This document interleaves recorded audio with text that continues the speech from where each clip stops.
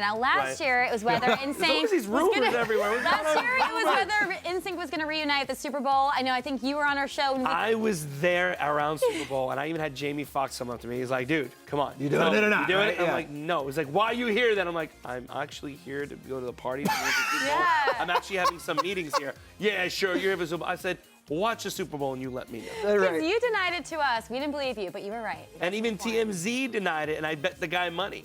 He had to cough it up. Yeah. Did he cough it up? We donated. Yes. What's his face from TMZ? Harvey actually wrote a check for Autism Speaks. I told him, I said, I'll match it. We both matched checks. Oh, that's great. Well, it's good that you're able to. It was like $1,000, but it's funny though because the guy, obviously Harvey was pissed off because it was one of his people on his field that did that made the bet. But Harvey had to write the check. And he still did it. Do you ever miss people coming up and asking about that? Oh, I miss it so.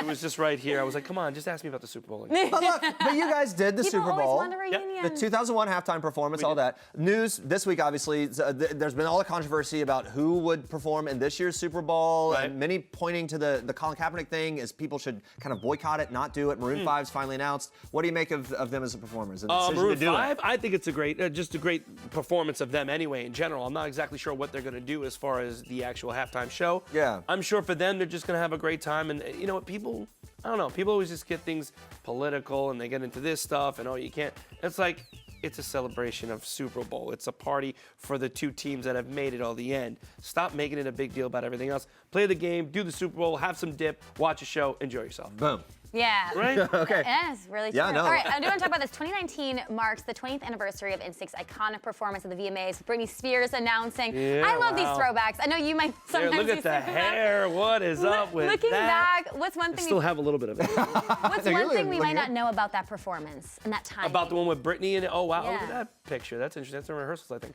You know what? It was one of those things of like, all right, we're doing this. Don't screw up. Because this is our first live performance in front of like MTV people, just in general. It was our first performance, and it was like kind of cool. At least we weren't alone because Britney started it, and then we kind of finished it, I guess. I almost pissed my pants. I was so nervous. Because it was like all the different celebrities out there. You know, you had Puffy and J-Lo and all these people sitting down. You're going, oh, just don't screw up. Just make, because this is the first impression everybody's going to see. It could either make or break us. Especially if you're part of a group, because you're going to bring the whole group down if you screw up. Exactly. So it was like all of us were on point. We were obviously back in the day, you know, we were for about a year, almost 2 years. We were in Germany, Austria, and Switzerland doing all these performances and really kind of perfecting our craft. Who would get the most nervous of the group and you'd have to calm them down? Chris. Yeah. Chris would pace a lot. He would pace, and you could see it on his face. Even though maybe all of us might have been nervous, he was one you could really tell.